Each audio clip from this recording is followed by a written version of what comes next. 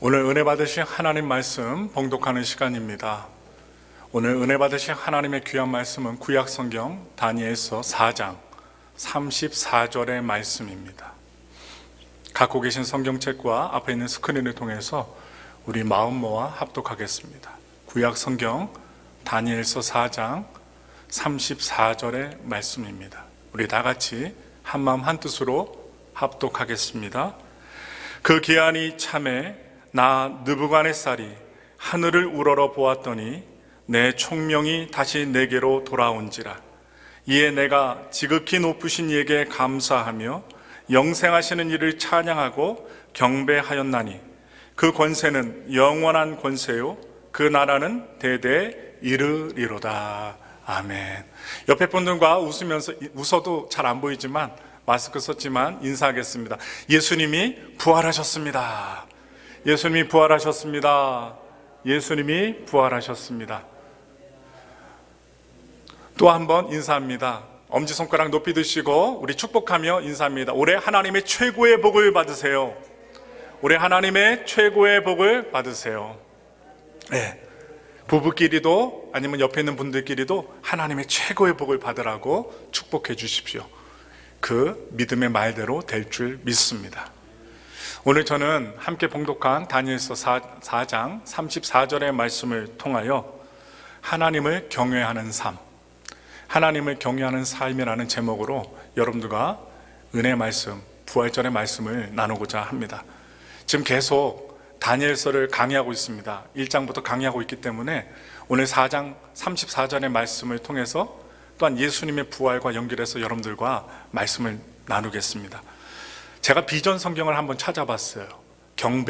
경외란 뜻이 무엇인가 자세히 살펴보니까 주권자이신 하나님의 권위와 거룩함에 대해 피조물인 인간이 공경하는 마음에서 갖게 되는 그 두려움을 의미하고 있습니다. 두려움. 그런데 하나님에 대한 이 경외는 공포 같은 두려움과 다릅니다. 죄인된 인간이 하나님의 거룩을 직면했을 때, 바로 대면했을 때 갖게 되는 자연스러운 반응이라고 합니다. 그러니까 너무 위대하시고 너무 창조적이시고 거룩하신 하나님을 대할 때 우리가 자동적으로 갖게 되는 그런 경외심, 그리고 존경심. 하나님을 경외한다는 것은 삶의 모든 영역에서 하나님의 절대 주권을 인정하는 가운데 하나님을 전적으로 믿고 그리고 의지하고 순종하는 삶의 자세를 말하는 것입니다. 하나님을 진실로 경외하는 사람은 자신의 지혜로 아무리 멋진 계획과 앞날에 대해서 진행함을 그 지도를 세워놔도 그 일의 성사는 역사의 주인이신 바로 우리의 하나님께 달려 있다고 고백하는 것입니다. 사람의 지혜와 명철을 의지하기보다는 우리 인류의 역사와 삶을 다스리시는 전능하신 하나님께 지혜를 구하며 하나님께 의뢰합니다. 또한 하나님을 경외하는 사람은 하나님을 인정하기에 하나님의 그 은혜를 입어서 하나님과 사람 앞에서 자신을 낮추고 바로 이 오늘 십자가 지신 그리고 사흘 만에 부활하신 예수님처럼 자신을 낮추고 겸손하게 되는 것입니다. 신앙은요, 하나님을 내 인생의 중심에 두는 것입니다. 여러분, 하나님을 여러분들 인생의 중심에 두고 계십니까? 두고 사시기 바랍니다.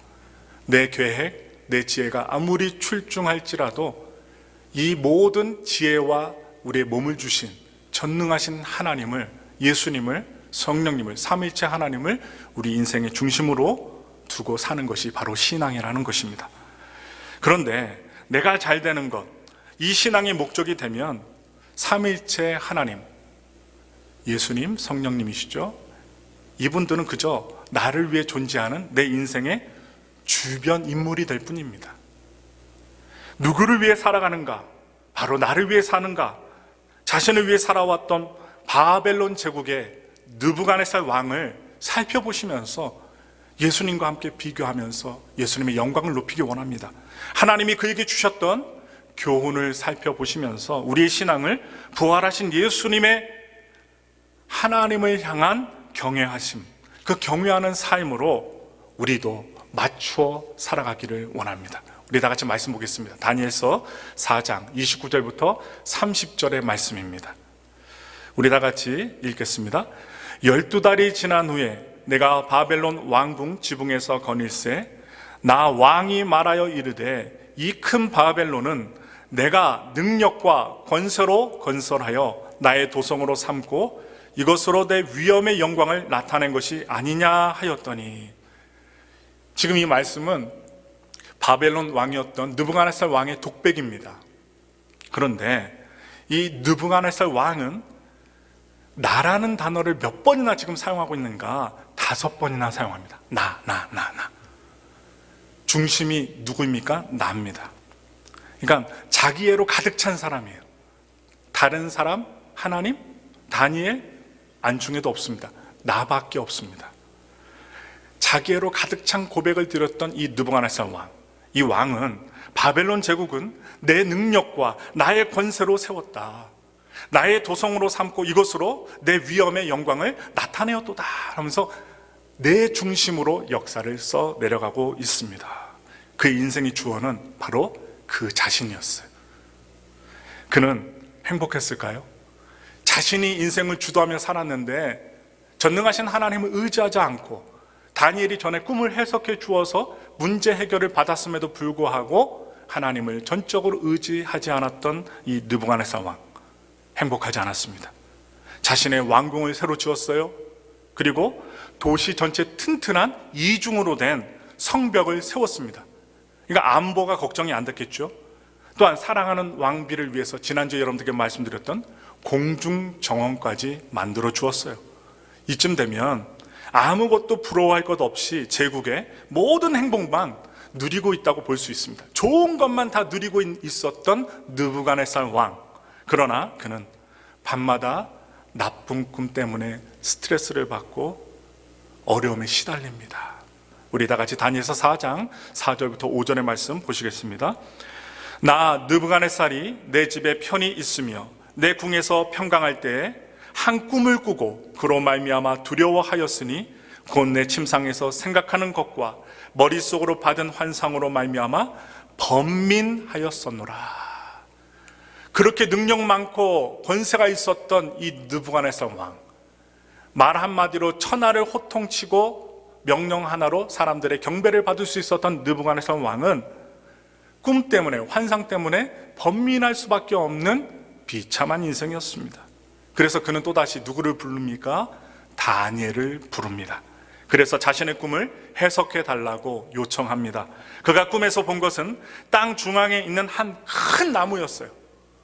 그 나무는 높이가 하늘까지 자라고 열매가 맺혔는데 만민이 먹을 만큼 주렁주렁 많이 열매가 열려 있었습니다. 그런데 하늘에서 한 순찰자가 내려옵니다. 그리고 그들이 명령을 내려요. 뭐라고 하느냐? 나무를 베라, 열매를 해쳐라, 짐승과 새를 그 가지에서 쫓아내라. 그러나 그루터기만 남겨라. 그것을 들풀 가운데 두라. 그 그루터기는 땅에 풀 가운데서 짐승의 마음을 받아 7대를 지날 것이다. 아주 분명하게 이야기를 합니다. 왕은요, 분명하게 이야기를 한 그 내용을 아주 선명하게 꿈을 기억합니다. 그리고 그는 자신이 왜 이런 꿈을 꾸게 되었는지 그 목적에 대해서도 이야기를 자세하게 듣게 됩니다. 말씀 보겠습니다. 다니엘서 4장 17절 말씀이에요. 이는 순찰자들의 명령대로요 거룩한 자들의 말대로이니 지극히 높으신 이가 사람의 나라를 다스리시며 자기의 뜻대로 그것을 누구에게든지 주시며 또 지극히 천한 자를 그 위에 세우시는 줄을 사람들이 알게 하려 함이라 하였느니라. 제가 좀 전에도 말씀드렸지만 느부갓네살 왕은 권세와 모든 것을 가졌음에도 불구하고 행복하지 않았습니다. 번민했습니다. 바벨론 제국, 자신이 다스리고 있는 그 왕국에 대한 염려로 인해서 그의 생각은 그런 염려로 가득가득 찼던 거예요. 자신이 세운 왕국이 언제 무너져 내릴지 모르는 불안으로 가득 차게 된 것입니다. 그는 밤마다 악몽에 시달렸어요. 지금 우리 말씀을 듣고 계신 성도님들 중에 악몽에 시달리고 꿈에 시달리고 밤잠 못 자셨던 분들, 그분들 밤에 잠을 못 자면 어떻게 돼요? 정상 생활을 할 수가 없습니다. 도저히 정상적인 생활을 할 수가 없어요. 왜냐? 밤에 단잠을 자야지 뇌도 쉬고 몸도 쉬고 다시 재충전해서 아침부터 열심히 일할 수 있는데, 밤에 악몽에 시달리고 꿈에 시달리고 여러 잡생각에 잠을 못 이루게 되면 사람은요, 사람답게 살지 못합니다. 그런 시달림을 누가 받고 있었습니까? 바로 느부갓네살 왕이 받고 있었던 것입니다. 바벨론 제국은 이웃 나라들을 칼로 무너뜨린 나라였어요. 평화적으로 협상해서 나라와 나라끼리 뭉쳐진 나라가 아닙니다. 칼로, 전쟁으로 무너뜨려서 지배하여 나라를 세운 바벨론 제국이었어요. 금신상을 세워놓고 제국에 대한 충성심을 강제로 명령해야 제국의 안정이 유지되는 나라였습니다. 그러니 자발적인 순종이 없었겠죠. 억지로 순종합니다. 억지로 경배하고 억지로 섬기는 척합니다. 언제나 왕의 자리는 위협을 받을 수밖에 없는 환경이었던 것입니다. 다니엘은 꿈에 나왔던 그 나무가 곧 당신이요, 느부갓네살 왕이라고 이야기를 합니다. 그리고 꿈에서 그 나무에서 일어났던 이야기들, 그것이 현실에서 일어나게 될 것이라고 이야기합니다. 즉, 왕이 쫓겨나서, 왕의 자리에서 쫓겨나서 바로 들짐승들과 함께 살며 7대를 지나게 될 것이라고 이야기를 하는 거예요. 얼마나 자세하게 얘기를 해줍니까? 이어지는 다니엘의 꿈의 해석을 우리 다 같이 읽어보겠습니다. 다니엘서 4장 25절부터 26절의 말씀입니다. 왕이 사람에게서 쫓겨나서 들짐승과 함께 살며 소처럼 풀을 먹으며 하늘 이슬에 젖을 것이요, 이와 같이 7대를 지낼 것이라.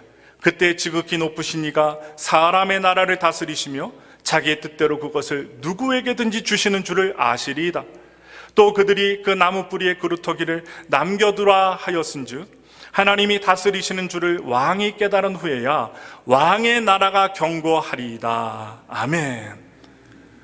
다니엘은 분명하게 얘기합니다. 느부갓네살 왕을 정확히 쳐다보면서 이 나라가 잘 되는 것, 다스려지는 것은 당신의 지도력, 당신의 권세가 아니라 바로 오직 하나님께 달려있음을 분명하게 말해주고 있습니다. 왕이 하나님께 대한 경외심, 섬기는 경배를 회복해야만 그의 나라가 다시 견고해질 것이라고 해결책까지 말하고 있어요. 얼마나 하나님의 지혜가 충만하면 해석을 해줄 뿐만 아니라 해결 방법까지 이 다니엘은 하나님의 신의 능력으로, 성령의 능력으로 알려주는 거예요. 한마디로 그의 인생, 느부갓네살 왕의 그의 인생의 주체가 내가 아니라, 자신이 아니라 하나님으로 바뀌어야 한다는 사실을 일러주고 있습니다. 그러면서 다니엘은 왕에게 전능하신 하나님의 뜻을 전합니다. 다니엘서 4장 27절의 말씀에 그런즉 왕이여, 내가 아뢰는 것을 받으시고 공의를 행함으로 죄를 사하고 가난한 자를 긍휼히 여김으로 죄악을 사하소서. 그리하시면 왕의 평안함이 혹시 장구하리다 하니라. 이 말씀에 의하면 이 느부갓네살 왕은 그동안 공의를 행하지 않았던 것으로 보입니다. 가난한 자를 긍휼히 여겨주지 않았던 죄를 범했을 것으로 여겨집니다. 바벨론은 힘을 가진 자들에 의해서 세워진 신바벨론 왕국입니다. 그리고 그 힘을 사용하고 그리고 군림하는 왕, 바로 느부갓네살이 있었던 나라였어요. 크고 강한 것을 숭배했기에 힘없고 가난한 자들은 대접받지 못하는, 대우받지 못하는 나라였음을 우리는 말씀을 통해 짐작할 수 있습니다. 그것이 바로 하늘의 순찰자들에 의해서 감찰된 바벨론의 죄였던 것입니다. 이 바벨론의 죄는 누구의 죄입니까? 바로 느부갓네살 왕의 죄입니다. 하나님이 원하시는 왕의 자리는 군림하는 자리가 아닙니다. 사람들을 학대하는 자리가 아닙니다. 힘으로 누르는 자리가 아닙니다. 자기 업적을 자랑하는 자리도 아닙니다. 바로 우리가 부활의 영광으로 높이는 예수님. 예수님은 어떠한 분이셨어요? 섬기는 분이셨어요. 군림하지 않으셨어요. 우리들이 이해하지 못해도 기도해 주시는 분이었어요. 그리고 우리를 위해 희생하고 사랑해 주시는 분이었어요. 바로 가난한 자를 보호하시고 구원에 이르게 하시고자 생명까지 내어주셨던 예수님. 예수님의 모습과 너무나도 대조적이죠. 바로 공의를 행하지 못했던 왕 느부갓네살 왕, 가난한 자를 보호하지 못했고 사랑으로 치리하지 못했던 왕이 바로 느부갓네살 왕이었습니다. 그래서 하나님께서 그가 깨닫게 하시려고 그냥 내버려 두지 않고 하늘의 순찰자들을 이 땅에 내려오게 하셔서 그를 깨닫게 하신 거예요. 하나님이 이 땅에서 세우시기 원하시는 나라는 어떤 나라일까요? 바로 그것은 힘의 우위를 가진 자들이 세우는 왕국이 아닙니다. 네 나라가 크냐 내 나라가 크냐, 너희 집이 좋냐 우리 집이 좋냐, 우리 교회가 좋냐 다른 교회가 좋냐, 이렇게 비교하며 세우는 나라가 아닙니다. 사랑과 공의로 세워지는 하나님의 나라입니다. 바로 이런 하나님 나라를 실현하기 위해서 바로 예수님께서 이 땅에 오신 것입니다. 얼마나 감사해요. 우리의 죄 때문에 영원히 죽을 수밖에 없는데 우리를 위해서 예수님이 이 땅에 오셨어요. 예수님은 누가복음 6장 20절에 이런 모습을 보여줍니다. 우리 다 같이 읽겠습니다. 예수께서 눈을 들어 제자들을 보시고 이르시되 너희 가난한 자는 복이 있나니 하나님의 나라가 너희 것이미요 라고 말씀하셨습니다. 가난 자체가 복이 아니라, 복이 된다는 것이 아닙니다. 가난해도 소외되지 않는 것이 하나님의 나라라는 것입니다. 가난해도 대접받을 수 있어요. 못생겨도 예수님이 찾아와 주세요. 차별이 없습니다. 이유 없이 예수님은 사랑해 주십니다. 우리는 차별하잖아요. 사람에 대해서 내 마음과 뜻이 같지 않으면 내칩니다. 근데 예수님은 그러지 않으세요. 가난한 자나 부한 자나 못생긴 자나 잘생긴 자나 예수님은 동등하게 대우해 주세요. 예수님은 이러한 하나님의 꿈을 실현하시기 위해 십자가에서 죽기까지 어떠한 모습을 보이셨습니까? 순종의 길을 보여주셨습니다. 우리 다 같이 빌립보서 2장 6절부터 11절의 말씀을 힘차게 읽겠습니다. 이 말씀 우리에게 그 사실을 알려줘요. 그는 근본 하나님의 본체시나 하나님과 동등됨을 취할 것으로 여기지 아니하시고 오히려 자기를 비워 종의 형체를 가지사 사람들과 같이 되셨고 사람의 모양으로 나타나사 자기를 낮추시고 죽기까지 복종하셨으니 곧 십자가에 죽으심이라. 이러므로 하나님이 그를 지극히 높여 모든 이름 위에 뛰어난 이름을 주사 하늘에 있는 자들과 땅에 있는 자들과 땅 아래에 있는 자들로 모든 무릎을 예수의 이름에 꿇게 하시고 모든 입으로 예수 그리스도를 주라 시인하여 하나님 아버지께 영광을 돌리게 하셨느니라. 아멘. 얼마나 감사한 말씀이에요. 예수님은 하나님께서 원하시는 그 참된 왕의 길, 순종의 길, 섬김의 길, 겸손의 길을 가셨습니다. 느부갓네살 왕과 다르지요. 그것은 하나님의 공의와 사랑을 이루는 진리의 길이었습니다. 힘없고 가난한 자도 소외되지 않는 하나님의 나라가 바로 예수님을 통해서 펼쳐지고 시작된 것입니다. 이 나라는 아까 눈치 보고 순종하는 이 바벨론이라는 나라의 밑에 있는 포로들의 모습과는 달리 자발적인 순종과 경배가 이루어지는 나라가 바로 하나님의 나라입니다. 기꺼이 자신을 헌신하며 목숨까지도 내어놓을 수 있는 나라가 바로 하나님의 나라입니다. 얼마나 감사한 일이에요. 하나님은 스스로 가장 낮은 자리까지 순종하신 예수님, 그 예수님을 바로 죽음에서 부활의 영광으로 아주 지극히 높여주셨습니다. 오늘 아침에 일어나실 때 머리가 맑아지지 않으셨나요? 왜 그랬을까요? 부활하신 예수님의 영향을 우리가 받고 있기 때문입니다. 돈 받지 않았는데, 직장에서 승진하지 않았는데도 부활절 아침은 눈이 딱 떠집니다. 얼마나 감사한지 몰라요. 몸이 가뿐합니다. 왜 그럴까요? 예수님의 인류의 모든 죄를 사하시고 빈 무덤 보여주신 부활의 날이기 때문입니다. 얼마나 감사해요. 죄 많은 우리들을 위해서 온몸을 희생하시고 모든 것을 내어주신 예수님, 그 예수님이 뒤에 계시니 얼마나 우리는 든든합니까? 감사하기 원합니다. 다시 오늘의 본문으로 돌아옵니다. 하나님은 높은 위치에서 스스로 자긍하며 자기 숭배에 빠졌던 이 느부갓네살 왕을 낮은 곳으로 바로 끌어내리십니다. 다니엘서 4장 30절부터 31절의 말씀을 읽겠습니다. 나 왕이 말하여 이르되 이 큰 바벨론은 내가 능력과 권세로 건설하여 나의 도성으로 삼고 이것으로 내 위엄의 영광을 나타낸 것이 아니냐 하였더니 이 말이 아직도 나 왕의 입에 있을 때에 하늘에서 소리가 내려 이르되 느부갓네살 왕아 내게 말하노니 나라의 왕위가 내게서 떠났느니라 얘기합니다. 느부갓네살 왕은 하나님께서 결정하신 대로 7대를 바로 추락한 인생으로, 들판에서 풀 뜯어먹는 소 같은 인생으로 살게 됩니다. 하나님 한 말씀에 의해서. 다니엘서 4장 34절의 말씀에 읽겠습니다. 그 기한이 참에 나 느부갓네살이 하늘을 우러러 보았더니 내 총명이 다시 내게로 돌아온지라. 이에 내가 지극히 높으신 이에게 감사하며 영생하시는 이를 찬양하고 경배하였나니 그 권세는 영원한 권세요 그 나라는 대대에 이르리로다. 아멘. 이 느부갓네살 왕이 때가 되었어요. 고난을 당했죠. 어려움을 당했죠. 때가 되어서 무엇을 합니까? 하늘을 우러러 봅니다. 하늘을 우러러 본다는 것은 하나님을 경외하는 태도입니다. 하나님을 섬기는 거예요.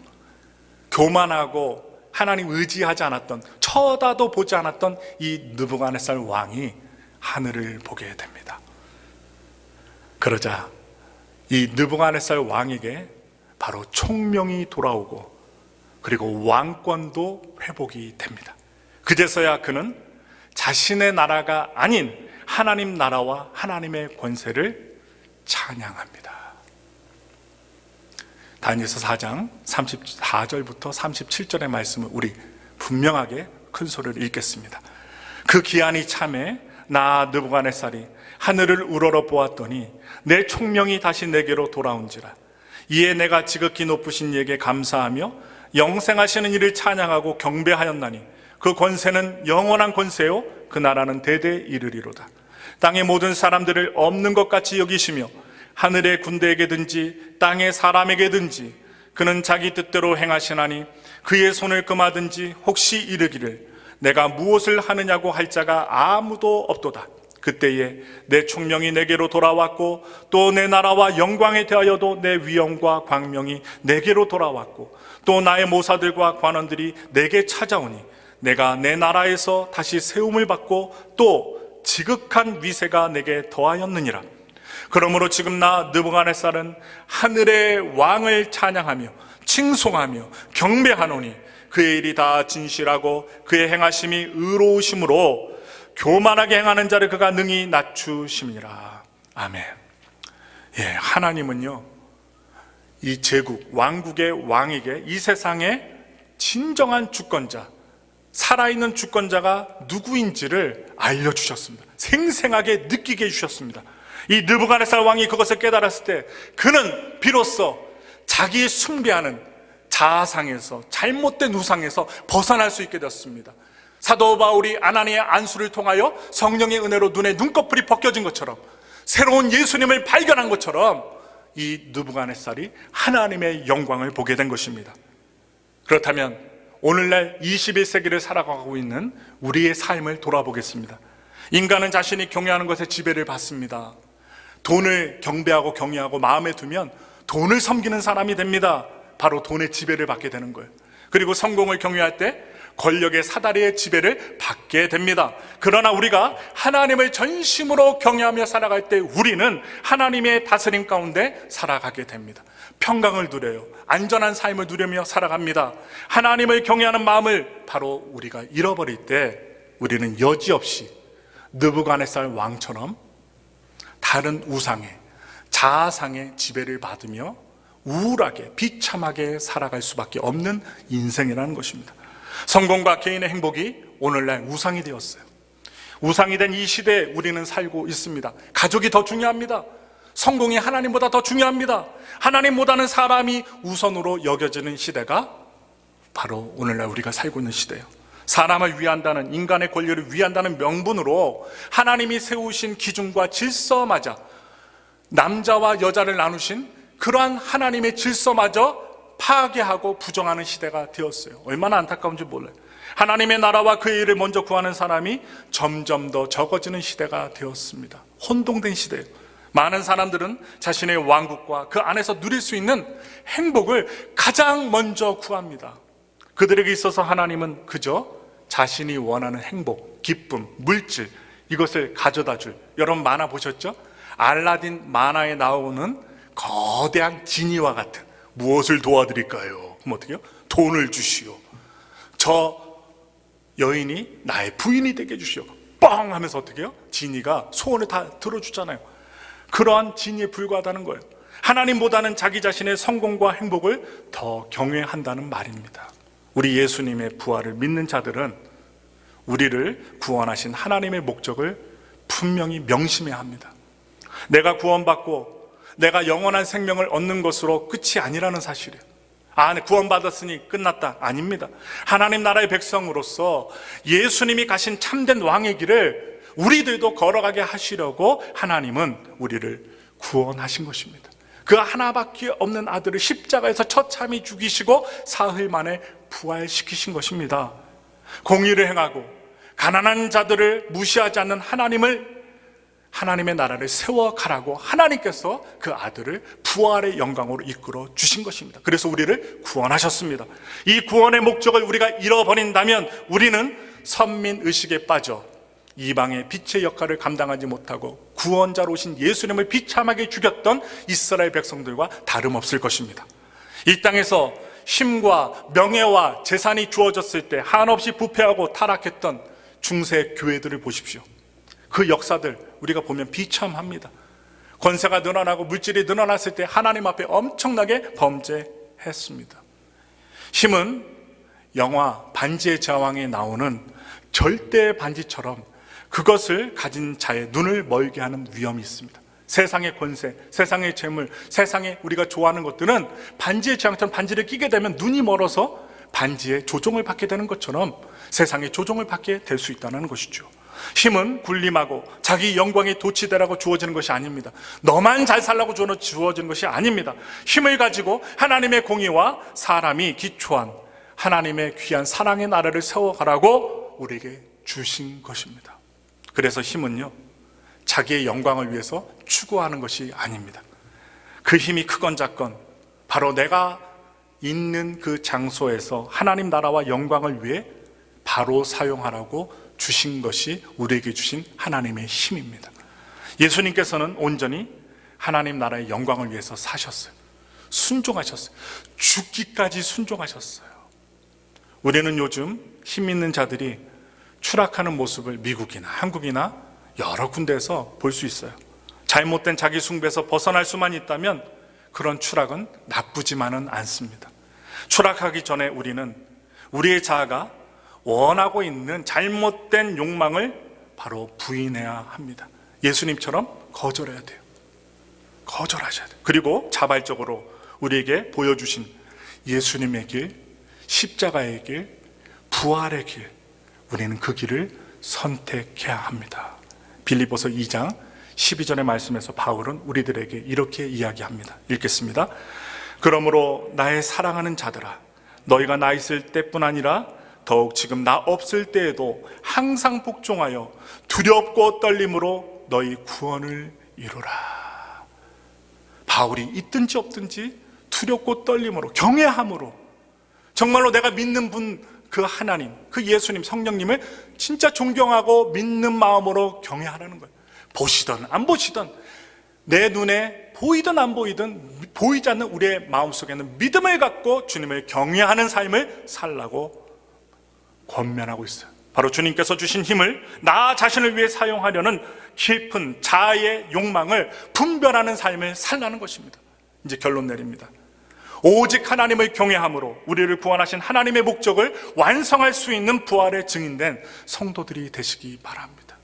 느부갓네살처럼 자신을 위해서 살아간 게 아니라 오직 하나님의 영광을 위해서 살아가셨던 예수님이 하나님의 사명을 다 완수하신 것처럼 우리가 이 땅에 있을 때 하나님이 주신 사명을 예수님이 가신 그 길을 통하여, 순종의 모습을 통하여, 겸손의 모습을 통하여, 믿음의 도를 통하여 우리 사명을 완수하는 분들이 되시기를 바랍니다. 그러므로 예수님의 모습을 우리 모두가 회복하기를 기도합니다. 부활의 기쁨 찬양하고 그리고 해피 이스터라고 축하하는 것도 좋지만 우리의 삶 속에서 예수님의 그 삶을 회복하는 신앙 필요하다는 것입니다. 예수님께서는 한 번뿐이었던 이 땅에서 인생을 오직 하나님을 경외하는 삶으로 부활을 이루어 내셨습니다. 바라기는 단 한 번뿐인 우리들의 인생 속에서도 부활하신 예수님을 본받아 우리의 주인 되신 하나님 한 분, 그 한 분을 경외하며 그분을 섬기는 신앙의 꽃으로 열매 맺으시길 예수님의 이름으로 간절히 축원합니다.